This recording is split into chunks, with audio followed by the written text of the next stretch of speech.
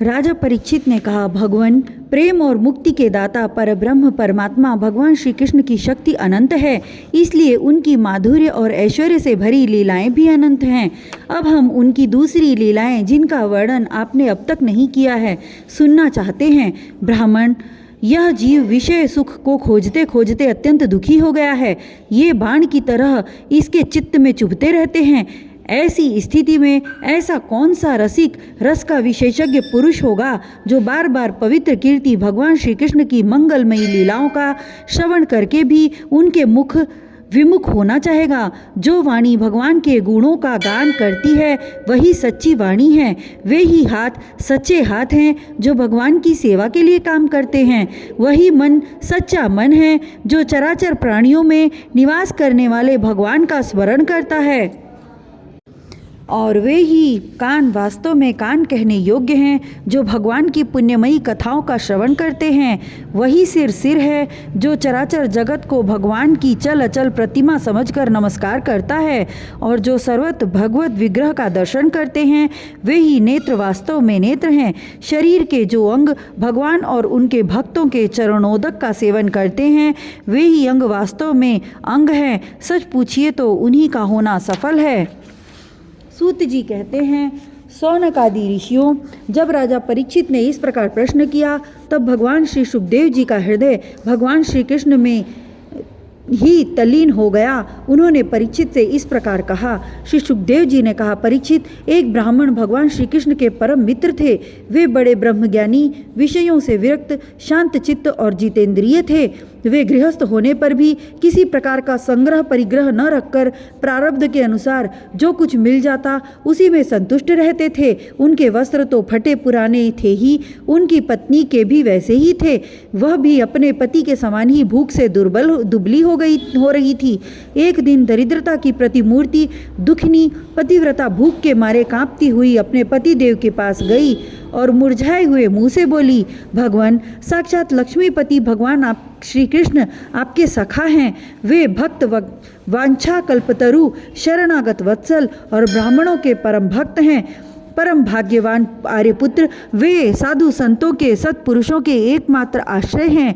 आप उनके पास जाइए। जब वे जानेंगे कि आप कुटुंबी हैं और अन्य के बिना दुखी हो रहे हैं तो वे आपको बहुत सा धन देंगे। आजकल वे भोज, वृष्णि और अंधकवंशी यादवों के स्वामी के रूप में द्वारिका में ही निवास कर रहे हैं और इतने उदार हैं कि जो उनके चरण कमलों का स्मरण करते हैं उन प्रेमी भक्तों को वे अपने आप तक का दान कर डालते हैं। ऐसी स्थिति में जगत गुरु भगवान श्री कृष्ण अपने भक्तों को यदि धन और विषय सुख जो अत्यंत वांछनीय नहीं है दे दें तो इसमें आश्चर्य की कौन सी बात है। इस प्रकार जब उन ब्राह्मण देवता की पत्नी ने अपने पतिदेव से कई बार बड़ी नम्रता से प्रार्थना की तब उन्होंने सोचा कि धन की तो कोई बात नहीं है, परंतु भगवान श्री कृष्ण का दर्शन ही हो जाएगा। यह तो जीवन का बहुत बड़ा लाभ है। यही विचार करके उन्होंने जाने का निश्चय किया और अपनी पत्नी से बोले, हे कल्याणी, घर में कुछ भेंट देने योग्य वस्तु भी है क्या? यदि हो तो दे दो। तब उस ब्राह्मणी ने पास पड़ोस के ब्राह्मणों के घर से 4 मुट्ठी चिवड़े मांगकर एक कपड़े में बांध दिए और भगवान को भेंट देने के लिए अपने पतिदेव को दे दिए। इसके बाद वे ब्राह्मण देवता उन चिवड़ों को लेकर द्वारिका के लिए चल पड़े। वे मार्ग में यह सोचते जाते थे कि मुझे भगवान श्री कृष्ण के दर्शन कैसे प्राप्त होंगे।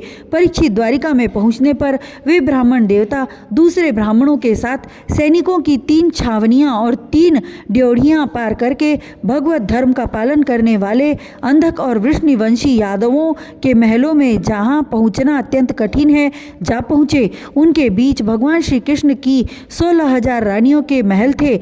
उनमें से एक में उन ब्राह्मण देवता ने प्रवेश किया।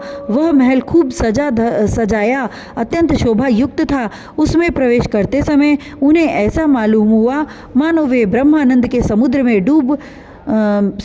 डूब उतरा रहे हों। उस समय भगवान श्री कृष्ण अपनी प्राण प्रिया रुक्मणी जी के पलंग पर विराजे हुए थे। ब्राह्मण देवता को दूर से ही देखकर वे सहसा उठ खड़े हुए और उनके पास आकर बड़े आनंद से उन्हें अपने भुजापाश में बांध लिया। परीक्षित, परमानंद स्वरूप भगवान अपने प्यारे सखा ब्राह्मण देवता के अंग स्पर्श से अत्यंत आनंदित हुए। उनके कमल के समान कोमल नेत्रों से प्रेम के आंसू बरसने लगे।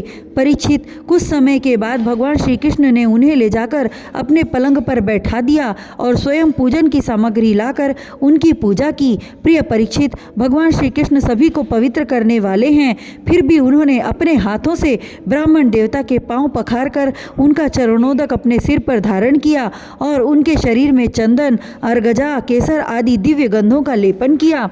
फिर उन्होंने बड़े आनंद से सुगंधित धूप और दीपावली से अपने मित्र की आरती उतारी। इस प्रकार पूजा करके पान एवं गाय देकर मधुर वचनों से भले पधारे ऐसा कहकर उनका स्वागत किया। ब्राह्मण देवता फटे पुराने वस्त्र पहने हुए थे, शरीर अत्यंत मलिन और दुर्बल था, देह की सारी नसें दिखाई पड़ती थीं। स्वयं भगवती रुक्मिणी जी चंवर ढुलाकर उनकी सेवा करने लगीं। अंतःपुर की स्त्रियां यह देखकर अत्यंत विस्मित हो गई कि पवित्र भगवान श्री कृष्ण अतिशय प्रेम से इस मैले कुचैले अवधूत ब्राह्मण की पूजा कर रहे हैं। वे आपस में कहने लगी, इस नंग धड़ंग निर्धन निंदनीय और निकृष्ट भिखमंगे ने ऐसा कौन सा पुण्य किया है जिससे त्रिलोकी गुरु श्रीनिवास श्री कृष्ण स्वयं इसका आदर सत्कार कर रहे हैं। देखो तो सही, इन्होंने अपने पलंग पर सेवा करती हुई स्वयं लक्ष्मी रूपिणी रुक्मिणी जी को छोड़कर इस ब्राह्मण को अपने बड़े भाई बलराम जी के समान हृदय से लगाया है। प्रिय परीक्षित, भगवान श्री कृष्ण और वे ब्राह्मण दोनों एक दूसरे का हाथ पकड़कर अपने पूर्व जीवन की उन आनंददायक घटनाओं का स्मरण और वर्णन करने लगे जो गुरुकुल में रहते समय घटित हुई थी। भगवान श्री कृष्ण ने कहा, धर्म के धर्मज्ञ ब्राह्मण देव, गुरु दक्षिणा देकर जब आप गुरुकुल से लौट आए तब आपने अपने अनुरूप स्त्री से विवाह किया या नहीं? मैं जानता हूँ कि आपका चित्त गृहस्थी में रहने पर भी प्रायः विषय भोगों में आसक्त नहीं है। विद्वन, यह भी मुझे मालूम है कि धन आदि में भी आपकी कोई प्रीति नहीं है। जगत में बिरले ही लोग ऐसे होते हैं जो भगवान की माया से निर्मित विषय संबंधी वासनाओं का त्याग कर देते हैं और चित्त में विषयों की तनिक भी वासना न रहने पर भी मेरे समान केवल लोक शिक्षा के लिए कर्म करते रहते हैं। ब्राह्मण शिरोमणि, क्या आपको उस समय की बात याद है जब हम दोनों एक साथ गुरुकुल में निवास करते थे? सचमुच गुरुकुल में ही द्विजातियों को अपने ज्ञातव्य वस्तु का ज्ञान होता है जिसके द्वारा वे ज्ञानांधकार से पार हो जाते हैं। मित्र, इस संसार में शरीर का कारण जन्मदाता पिता प्रथम गुरु हैं। इसके बाद उपनयन संस्कार करके सत्कर्मों की शिक्षा देने वाला दूसरा गुरु है, वह मेरे ही समान पूज्य है। तदनंतर ज्ञानोपदेश करके परमात्मा को प्राप्त कराने वाला गुरु तो मेरा स्वरूप ही है। वर्णाश्रमियों के ये 3 गुरु होते हैं। मेरे प्यारे मित्र, गुरु के स्वरूप में स्वयं मैं हूँ। इस जगत में वर्णाश्रमियों में जो लोग अपने गुरुदेव के उपदेशानुसार अनायास ही भवसागर पार कर लेते हैं, वे अपने स्वार्थ और परमात्मा के सच्चे जानकार हैं। प्रिय मित्र, मैं सबका आत्मा हूँ, सबके हृदय में अंतर्यामी रूप से विराजमान हूँ। मैं गृहस्थ के धर्म, पंच महायज्ञ आदि से, ब्रह्मचारी के धर्म, उपनयन, वेदाध्ययन आदि से, वानप्रस्थी के धर्म, तपस्या से और सब ओर से उपरत हो जाना, इस सन्यासी के धर्म से भी उतना संतुष्ट नहीं होता जितना गुरु की सेवा शुश्रूषा से संतुष्ट होता हूँ। ब्राह्मण, जिस समय हम लोग गुरुकुल में निवास कर रहे थे उस समय की वह बात आपको याद है क्या, जब हम दोनों एक दिन हमारी गुरुपत्नी ने ईंधन लाने के लिए जंगल में भेजा था? उस समय हम लोग एक घोर जंगल में गए हुए थे और बिना ऋतु के ही बड़ा भयंकर आंधी पानी आ गया था। आकाश में बिजली कड़कने लगी थी। तब तक सूर्यास्त हो गया, चारों ओर अंधेरा ही अंधेरा फैल गया। धरती पर इस प्रकार पानी ही पानी हो गया कि कहाँ गड्ढा है कहाँ किनारा इसका पता न चलता था। वह वर्षा क्या थी, एक छोटा मोटा प्रलय ही था। आंधी के झटकों और वर्षा की बौछारों से हम लोगों को बड़ी पीड़ा हुई। दिशा का ज्ञान न रहा। हम लोग अत्यंत आतुर हो गए और एक दूसरे का हाथ पकड़कर जंगल में इधर उधर भटकते रहे। जब हमारे गुरुदेव संदीपनी मुनि को इस बात का पता चला तब वे सूर्योदय होने पर अपने शिष्य हम लोगों को ढूंढते हुए जंगल में पहुँचे और उन्होंने देखा कि हम अत्यंत आतुर हो रहे हैं। वे कहने लगे, आश्चर्य है पुत्रों, तुम लोगों ने हमारे लिए अत्यंत कष्ट उठाया। सभी प्राणियों को अपना शरीर सबसे अधिक प्रिय होता है, परंतु तुम दोनों उसकी भी परवाह न करके हमारी सेवा में संलग्न रहे। गुरु के ऋण से मुक्त होने के लिए सत शिष्यों का इतना ही कर्तव्य है कि वे विशुद्ध भाव से अपना सब कुछ और शरीर भी गुरुदेव की सेवा में समर्पित कर दें। द्विज शिरोमणि, मैं तुम लोगों से अत्यंत प्रसन्न हूँ। तुम्हारे सारे मनोरथ, सारी अभिलाषाएं पूर्ण हों और तुम लोगों ने हमसे जो वेदाध्ययन किया है वह तुम्हें सर्वदा कंठस्थ रहे तथा इस लोक एवं परलोक में भी कभी कहीं भी निष्फल न हो।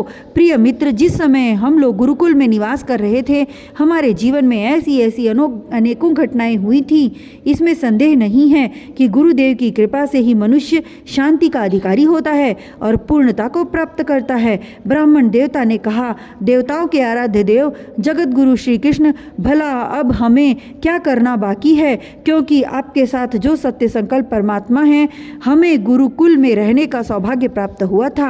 प्रभो, छंदों में वेद, धर्म, अर्थ, काम, मोक्ष चतुर्विध पुरुषार्थ के मूल स्रोत हैं और वे हैं आपके शरीर। वही आप वेदाध्ययन के लिए गुरुकुल में निवास करें, यह मनुष्य लीला का अभिनय नहीं तो और क्या है।